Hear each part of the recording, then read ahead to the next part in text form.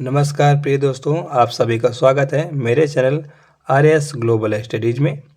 प्राचीन इतिहास के आज के इस टॉपिक में हम अध्ययन करने वाले हैं हड़प्पा सभ्यता या सिंधु सभ्यता। अगर आप मेरे इस चैनल पर नए हैं तो चैनल को सब्सक्राइब करें तथा बेल आइकन को दबा दें ताकि हर वीडियो की नोटिफिकेशन आप तक आसानी से पहुँचे। तो चलिए आज की इस वीडियो की हम शुरुआत करते हैं। डियर फ्रेंड्स, आज हम बात करने वाले हैं सिंधु सभ्यता का अंत करेंगे, परंतु हम जान लेते हैं इतिहास के कुछ विवरणों को। तो इतिहास अतीत के जुड़ी घटनाओं का विवरण है। अतीत का अध्ययन इतिहास कहलाता है। ठीक है डियर फ्रेंड्स, इतिहास का जनक किसे कहते हैं? तो हेरोडोटस को कई बार यह परीक्षा में पूछा जा चुका है। ओके फ्रेंड्स, इतिहास को मुख्यतः 3 भागों में बांटा गया है। पहला है प्रागैतिहासिक काल, दूसरा है आधैतिहासिक ऐतिहासिक काल, तीसरा है ऐतिहासिक काल। ठीक है डियर फ्रेंड्स, अगर हम प्रागैतिहासिक काल की बात करें तो इस काल में जो मानव हुआ करते थे वो किसी भी लिपि अथवा लेखन से परिचित नहीं थे, जिसे हम पाषाण काल या ताम्र काल भी कहते हैं। दूसरा हमारे पास क्या है? आदि ऐतिहासिक काल है। इस काल में लिपि से तो व्यक्ति परिचित हो गया था, मानव परिचित हो गया था, परंतु वह पढ़ नहीं पाता था उसे। ठीक है, जिसके अंतर्गत हम हड़प्पा सभ्यता या सिंधु सभ्यता आती है। ठीक है, इसी को आज हम कवर करने वाले हैं और बाकी का ऐतिहासिक काल को हम नेक्स्ट वीडियो में अध्ययन करेंगे। ठीक है, जिसके अंतर्गत हम प्राचीन भारत, मध्ययुगीन भारत और आधुनिक भारत का अध्ययन करेंगे। ओके फ्रेंड्स, तो चलिए इससे हम और आगे बढ़ाते हैं अपने टॉपिक को। डियर फ्रेंड्स, आज हम अध्ययन कर रहे हैं सिंधु घाटी सभ्यता। तो चलिए इसकी शुरुआत करते हैं। सिंधु घाटी, देखिए सिंधु यह सभ्यता जो है सिंधु घाटी के तट पर मिली थी। ठीक है डियर फ्रेंड्स, इसीलिए इसे सिंधु घाटी सभ्यता कहते हैं और इसकी सबसे पहली जानकारी हड़प्पा की खुदाई से हुई थी, इसलिए इसे हड़प्पा सभ्यता कहते हैं। ध्यान दीजिएगा, सबसे पहले क्या हुआ था? सिंधु घाटी से मिली, इसलिए सिंधु घाटी सभ्यता कहते हैं। और पहली खुदाई की जो साक्ष्य मिले हैं वो हड़प्पा से मिले हैं, हड़प्पा नामक स्थान से, इसलिए इसे हड़प्पा सभ्यता कहते हैं। ठीक है, तो सिंधु घाटी सभ्यता भी और हड़प्पा सभ्यता भी इसे कहते हैं। अगर हम सिंधु घाटी सभ्यता के समय की बात करें तो सिंधु घाटी सभ्यता का जो समय है वो 2500 ईसा पूर्व से लेकर के 1700 ईसा पूर्व तक को माना जाता है। ठीक है डियर फ्रेंड्स, ध्यान दीजिएगा इसे, ये दोनों बहुत महत्वपूर्ण हैं। इसके साथ ही सिंधु घाटी सभ्यता विश्व की सबसे पहली शहरी सभ्यता थी। लगभग शहरी मतलब सभी चीज़ों का यहाँ पर विकास था। तो ध्यान दीजिएगा, एक अंग्रेज थे यहाँ पर, चार्ल्स मेसन जो है, उन्होंने सर्वप्रथम 1826 में इसकी जानकारी जो है वह दी थी। यानी इनको पता चला था कि जो हड़प्पा स्थान है वहाँ पर कुछ साक्ष्य मिले हैं ज़मीन के अंदर से, और इनको सबसे पहले उन्होंने जानकारी दी थी, परंतु यहाँ खुदाई नहीं हुई। जानकारी कब मिली थी? 1826 में। ध्यान दीजिएगा। ठीक है डियर फ्रेंड्स, कुछ समय बाद 1921 में जो तत्कालीन भारतीय पुरातत्व सर्वेक्षण विभाग है उसके जो महानिदेशक थे सर जॉन मार्शल, एक ये अंग्रेज ही थे, ध्यान दीजिएगा, इनके परमिशन से दयाराम साहनी या राय बहादुर साहनी, सॉरी ध्यान दीजिएगा, राय बहादुर साहनी ने हड़प्पा की खुदाई की थी, जिसे हम आज हड़प्पा सभ्यता के नाम से जानते हैं। तो ध्यान दीजिएगा, इसकी खुदाई कब हुई थी? तो 1921 में। ये बहुत महत्वपूर्ण सन है, इसे याद रखिएगा, कई बार परीक्षा में पूछा जा चुका है। ओके फ्रेंड्स, अब हम बात कर लेते हैं डियर फ्रेंड्स कि जो हड़प्पा सभ्यता है या जो सिंधु सभ्यता है, इसका सीमा कितना बड़ा है, कहाँ तक इसका विस्तार था, किस दिशा में कितना दूर इसका विस्तार था, किस स्थान तक था। तो ध्यान दीजिएगा, अगर हम बात कर लेते हैं उत्तरी सीमा की, तो उत्तर में देखिए इसका विस्तार जो है माड़ा तक था, जो आज के डेट में हम जिसे हम जम्मू के नाम से जाते हैं। यहाँ आप मैप में देख लीजिएगा, तो जहाँ ये कहाँ पर? चिनाब नदी के तट पर माड़ा। ठीक है, अगर नदी की पूछेगा तो यहाँ क्या बजेगा? चिनाब नदी। अगर हम पूर्व में बात कर लेते हैं डियर फ्रेंड्स, तो पूर्व में देखिए आलमगीर या आलमगीर है, जो कि इस समय प्रेजेंट टाइम उत्तर प्रदेश में है। ये किस नदी था? तो हिडंडन नदी था। कहाँ? हिडंडन नदी के पास था, जहाँ तक आलमगीर, मैप में आप देख लीजिएगा। उसके बाद पश्चिम में देखिएगा तो सुल्का गेंडोडोर, यानी कि ये वर्तमान जो है बलूचिस्तान में है। कहाँ है? बलूचिस्तान में है। और ये किस नदी पर है? तो दश्क नदी पर, ध्यान दीजिएगा। ठीक है, और दक्षिण में ये जो है दैमाबाद महाराष्ट्र में। अगर नदी आएगा आपका तो गोदावरी नदी। ठीक है डियर फ्रेंड्स, तो एक बार फिर से देख लेते हैं हम। पूर्व में या पूर्वी में आलमगीर उत्तर प्रदेश, पश्चिमी में सुल्का गेंडोर बलूचिस्तान, उत्तरी सीमा में तो माड़ा जम्मू कश्मीर, और दक्षिणी सीमा में दैमाबाद महाराष्ट्र। एक तथ्य और याद रखिएगा कि सिंधु घाटी का जो आकार था, ठीक है, सिंधु घाटी सभ्यता का जो आकार था वह त्रिभुजाकार था। कैसा था? त्रिभुजाकार था। देख लीजिए यहाँ पर मैप में है, उत्तर पश्चिम पूर्व ये त्रिभुजाकार है, यानी कि यहाँ तक ये पूरी सिंधु घाटी सभ्यता, ये शहरी सभ्यता थी, यहाँ तक ये पूरा फैला हुआ था। इन सभी के अंदर जो है सिंधु घाटी सभ्यता का जो है हमें साक्ष्य देखने को मिलते हैं। ठीक है, तो ये चारों नदियाँ भी महत्वपूर्ण है, ध्यान दीजिएगा। उत्तर में चिनाब और जो है, पूर्व में जो है डंडा नदी और पश्चिम में दक्ष नदी और दक्षिण में गोदावरी। ठीक है, इन सभी से जो है सिंधु घाटी सभ्यता का सीमा जो है लगा हुआ था। ओके फ्रेंड्स, आगे बढ़ चलते हैं। अब थोड़ा हम बात कर लेते हैं कि जो सिंधु सभ्यता के लोग थे उसका सामाजिक जीवन कैसा था, इस समाज में कैसे कैसे लोग रहा करते थे। ठीक है, तो देखिए इस समाज में विद्यमान वर्ग भी रहते थे, योद्धा वर्ग भी रहता था, व्यापारी एवं शिल्पी वर्ग भी रहता था और श्रमिक वर्ग भी रहता था। ठीक है, देखिए विद्वान वर्ग मतलब जो अच्छे पढ़े लिखे या समझदार होते थे, योद्धा वर्ग जो किसी भी युद्धभूमि में समर करने के लिए, लड़ने के लिए तत्पर रहते थे, व्यापारी और शिल्पी वर्ग जो व्यापार और किसी इमारत को बनाने में शिल्पी वर्ग, ये दोनों, इसके साथ ही श्रमिक वर्ग जो मजदूर वर्ग है ये रहता था। इसके साथ ही ध्यान रखिएगा कि जो सिंधु सभ्यता के लोग थे, ठीक है डियर फ्रेंड्स, वह शाकाहारी और मांसाहारी दोनों प्रकार के जो है भोजन को किया करते थे। ये भी परीक्षा में कई बार पूछा जा चुका है। ठीक है डियर फ्रेंड्स, तो इसको भी अपने नोट डाउन करते चलिए। अब हम बात कर लेते हैं। ठीक है डियर फ्रेंड्स, तो देखिए सिंधु सभ्यता में अब हम बात करते हैं कि जो उस समय लोग मर जाते थे तो उनका अंतिम संस्कार मुख्य रूप से 3 प्रकार से किया जाता था। ठीक है, कितने प्रकार से? 3 प्रकार से उनका अंतिम संस्कार किया जाता था। तो अब तीनों प्रकार को हम जान लेते हैं। तो जो पहला प्रकार डियर फ्रेंड्स आता है हमारे पास वह है पूर्ण शवाधान। इसमें क्या करते थे, तो जो मृतक होते थे या जो मर जाते थे उनको ये कब्र में दफना देते थे। क्या करते थे? कब्र में दफना देते थे। दूसरा है आंशिक शवाधान। इसमें क्या होता था? इसमें होता ये था कि जो मृतक का शरीर होता था, जो मर जाता, जिसकी बॉडी होती थी, उसके जंगल में रख देते थे और जब जंगल में पशु पक्षी उसके मांस को खा लेते थे, यानी ऊपरी वाले हिस्से को खा लेते थे और लास्ट में जो हड्डियां बचती थी उस हड्डियों को क्या करते थे? दफना देते थे, जिसे यह आंशिक शवाधान क्रियाविधि कहते थे। ठीक है, ध्यान रखिएगा। अंतिम है दाह संस्कार। इसमें क्या होता था? मृतक को जला देते थे, यानी जो मर जाता था उसे डायरेक्ट चिता में क्या करते थे? जला देते थे। तो उस समय जो देखिएगा सिंधु सभ्यता में तो 3 प्रकार से जो है शव दहन का जो है परंपरा था, पूर्ण शवाधान, आंशिक शवाधान और दाह संस्कार। तो ये बहुत महत्वपूर्ण है, इन बिंदुओं को आप याद रखिएगा और अच्छे से नोट डाउन करते चलिए। अब हम बात कर लेते हैं नगर नियोजन की। देखते हैं कि उस जमाने में नगर कैसे हुआ करते थे, यानी गांव देहात या शहर कैसा था। तो देखिए हड़प्पा और जो मोहनजोदड़ो में जो मकान मिला है मुख्यतः उनमें देखिए पक्की ईंटों का प्रयोग हुआ है। किसकी ईंटों का?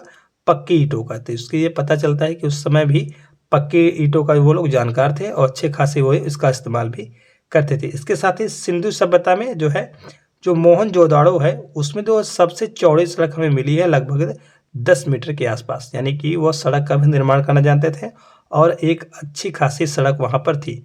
जब सड़क थी इसलिए इसे शहरी नियोजन भी कहते हैं। ध्यान दीजिएगा, क्या कहते हैं? शहरी नियोजन भी, यानी शहरीकरण भी कहते हैं इसे, शहरी वाला शहर। ठीक है, अब बात कर लेते हैं सिंधु सभ्यता के जो लोग थे उनके जो मकान हुआ करते थे डियर फ्रेंड्स, देखिए वो आगे ना खुल करके पीछे की ओर गलियों में खुलते थे। कहाँ खुलते थे?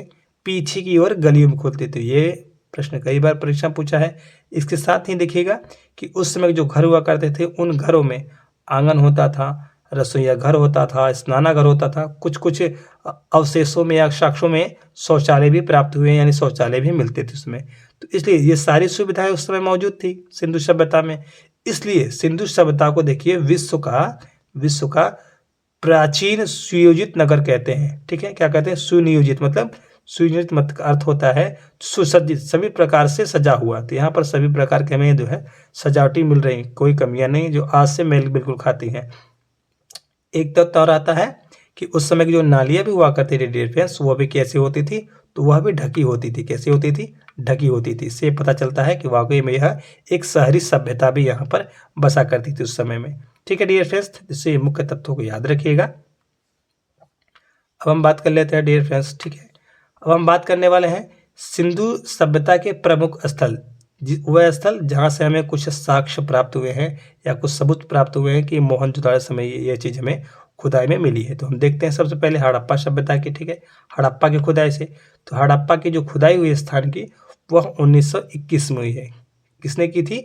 तो दयाराम साहनी ने। ध्यान रखिएगा 1921 ये किस नदी के तट पर है? तो रावी नदी के तट पर। किसके? रावी नदी के तट पर है और वर्तमान समय है पाकिस्तान में स्थित है। ठीक है डियर फ्रेंड्स। तो जो हड़प्पा की खुदाई हो उसमें हमें कौन सी वस्तुएं मिली हैं? तो पहला हमें श्रमिक आवास मिला है, दूसरा बड़ा एक अन्नागार मिला है जहां पर अन्न रखने का सिस्टम था। ठीक है, लकड़ी का ताबूत जिसमें शव को रखा जाता था। इसके साथ ही RS-37 कब्रिस्तान जो कि उस समय का अपना एक बड़ा कब्रिस्तान था जिसमें शवों को दफनाया जाता था। ठीक है डियर फ्रेंड्स। अब हम बात करते हैं मोहनजोदड़ो में, जिसकी खुदाई जो है 1922 में हुई है। किसने किया? तो मोहनजोदड़ो की खुदाई देखिए 1922 में राखलदास बनर्जी ने किया था। ठीक है, वर्तमान में देखिए सिंधु नदी के तट पर तथा पाकिस्तान के सिंध प्रांत में स्थित है।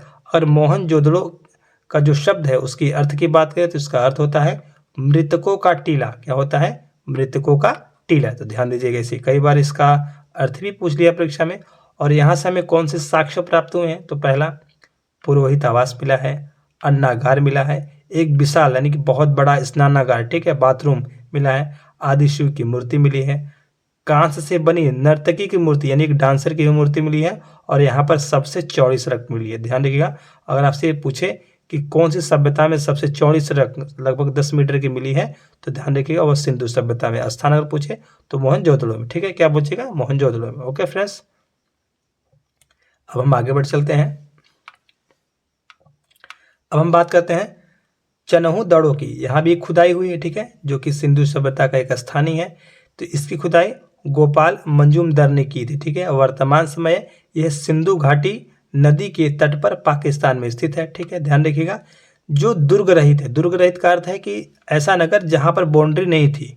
क्या थी? जहां पर बाउंड्री नहीं थी। बाकी वैसे तो सब जगह बाउंड्री होती है, परंतु ये औद्योगिक शहर था। कैसा था? औद्योगिक मतलब समझ रहे हैं ना, शहरीकरण में, जो कि मशीनरी के टाइप का था। तो यहाँ पर ये दुर्ग नहीं था। पहले दुर्ग यहाँ पर घर हुआ करते थे, परंतु यहाँ बाउंड्री नहीं थी। जिनमें बाउंड्री नहीं थी उन्हें दुर्ग रहित कहा जाता है। क्या कहा जाता है? दुर्ग रहित कहा जाता है। ठीक है, तो देखते हैं कि हमें यहाँ से कौन से साक्ष्य मिले हैं। तो चनहु दड़ो से जो साक्ष्य मिले हैं वो है, हमें लिपस्टिक मिला है, शीशा मिला है, उस जमाने मनकी की गुड़िया मिली है, और कुत्ते और बिल्ली के पैरों के निशान भी में कहाँ मिला है? तो चनहु दड़ो से मिला है। ध्यान रखिए, कई बार ये परीक्षा में पूछा जा चुका है। ठीक है, तो इससे भी आप अच्छे से नोट डाउन करते चलिएगा। अब हम बात करते हैं रोपड़ स्थान की। ठीक है, जो कि सिंधु सभ्यता का एक स्थान है। तो इसकी खुदाई देखिए यज्ञदत्त शर्मा ने की थी। वर्तमान देखिए पंजाब के सतलज नदी के तट पर देखिए इसकी स्थित है। कहाँ है? सतलज नदी के तट पर। तो यहाँ से देखिए खास करके हमें क्या मिला है? तो यहाँ पर देखिए मानव के साथ कुत्ते को दफनाए हुए जाने का प्रमाण मिला, यानी कि मानव कुत्ता साथ में दफनाए गए हैं। इसका प्रमाण हमें कहाँ से मिला है? तो रोपड़ से मिला है। कहाँ से मिला है? रोपड़ से। तो ये भी आप जो है अच्छे से नोट डाउन करते चलिए। ओके फ्रेंड्स, अब बढ़ चलते हैं हम आगे। हम बात करने वाले हैं कालीबंगा, जो कि सिंधु सभ्यता का मुख्य एक स्थान है, जहाँ से यहाँ भी खुदाई हुई है। तो इसकी खुदाई तो BK थापड़ तथा BB लाल ने जो है की है। वर्तमान देखिए कहाँ स्थित है? तो राजस्थान के घग्गर नदी के किनारे स्थित है। ठीक है, ठीक है, ध्यान रखिएगा। कालीबंगा का अर्थ क्या होता है प्रिय दोस्तों? तो कालीबंगा का अर्थ होता है डियर फ्रेंड्स काली मिट्टी की चूड़ी। क्या होता है? काली मिट्टी की चूड़ी होता है। तो यहाँ से हमें कौन से साक्ष्य प्राप्त हुए हैं? ध्यान दीजिएगा, खुदाई से मिली वस्तुएं। तो हल से जुते हुए खेत के निशान मिले हैं, अलंकृत ईंट यानी कि सजे हुए ईंट या पत्थर मिले हैं, हवन कुंड मिला है। ठीक है, और उसके बाद चूड़ी भी हमें जो है प्राप्त हुई थी। अगर पूछ ले आपसे कि इन चारों में से जो है ये कौन सा ऑप्शन कहाँ पर कौन सा क्या मिला है, तो आप बता सकते हैं। जैसे हल वाला पूछे तो आप कह सकते हैं ये कालीबंगा मिला है, चूड़ी पूछे तो कालीबंगा, और हवन कुंड पूछे तो कालीबंगा। ठीक है, ये साक्ष्य कहाँ से मिले हैं? कालीबंगा से मिले हैं। तो बहुत महत्वपूर्ण है। हम बात करने वाले हैं धौलावीर की। ठीक है, ये धौलावीरा है। धौलावीर में क्या मिला है? तो इसकी खुदाई देखिए, इसकी खुदाई रविंद्र सिंह बिष्ट ने की थी। किसने की थी? रविंद्र बिष्ट ने। और यहाँ पर देखिए क्या हमें मिला है? तो स्टेडियम मिला है। क्या मिला है? स्टेडियम, यानी कि वहाँ के वाकई में एक शहरी सभ्यता थी। ठीक है, अचानक से ये लुप्त भले हो गई है किसी बाढ़ की वजह से, परंतु वास्तव में एक शहरी सभ्यता थी। ठीक है, तो ध्यान दीजिएगा, ये आप देखिए बड़ा सा स्टेडियम का आप चित्र यहाँ पर देख रहे हैं। ठीक है डियर फ्रेंड्स,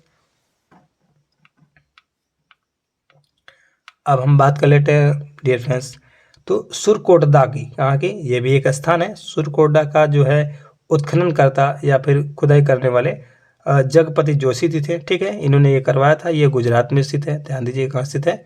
गुजरात में स्थित है। और यहाँ जो हमें खुदाई मिला है वो घोड़े की हड्डियाँ मिली है। क्या मिली है? घोड़े की हड्डियाँ मिली है। ठीक है, इसके बात कर लेते हैं लोथल की। तो लोथल जो है ध्यान दीजिएगा, लोथल सभ्यता। ठीक है, तो इसकी जो उत्खनन करता है तो ये कौन है? तो SR राव जी। कौन है? S.R. राव जी हैं। ये भागवा नदी के किनारे स्थित है, जो स्थान वर्तमान समय गुजरात में, ठीक है, गुजरात के अहमदाबाद शहर में, ठीक है, ध्यान देखिए इसे। यहाँ से हमें क्या मिला है? तो यहाँ से हमें देखिए बंदरगाह मिला है। क्या मिला है? बंदरगाह। तो अगर आपसे पूछ ले परीक्षा में कि जो है बंदरगाह, जो सिंधु सभ्यता में बंदरगाह किस स्थान से प्राप्त हुआ है, तो आप वहाँ क्या बताएंगे? लोथल को टिक करेंगे, ठीक है। कहाँ टिक करेंगे? लोथल को। तो ध्यान दीजिएगा इसे। अब हम बात करते हैं सिंधु सभ्यता के कुछ अन्य महत्वपूर्ण तिथियों की या तथ्यों की, ठीक है। तो सिंधु सभ्यता को देखिए हड़प्पा सभ्यता, सिंधु सभ्यता या कांस्य युगीन सभ्यता भी कहा जाता है। इसे 3 नाम है, ठीक है। तीनों नाम को अच्छे से याद रखिएगा। सिंधु सभ्यता की लिपि देखिए कैसी थी? तो भाव चित्रात्मक थी, यानी कि भाव की चित्रात्मक थी, जो दाएं से बाएं लिखी जाती थी, परंतु अभी भी देखिए उसे पढ़ा नहीं जा सका। क्या है? अभी भी उसे क्या हुआ?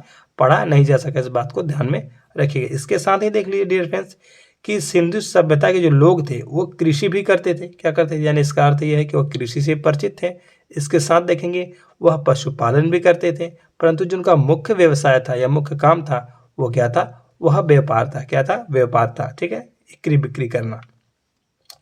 सिंधु सभ्यता के लोग विश्व में कपास उत्पादक यानी प्रथम कपास पैदा करने में वो प्रथम स्थान प्राप्त कर चुके थे। यूनानियों ने देखिए कपास उत्पन्न करने के कारण उन्होंने नाम दिया था सिडोन। क्या नाम दिया? सिंडोन उन्होंने नाम दिया था, जिसका सिडोन का अर्थ क्या होता है? तो सिंधी वासियों का उपज करने का, जो कपास उपज करने था उसके कारण उन्होंने नाम दिया था सिडोन, क्योंकि अधिक मात्रा में जो सिंधु वासी थे उस समय के लोग थे वह कपास अच्छी मात्रा में जो है पैदा करते थे या उसकी खेती करते थे, ठीक है।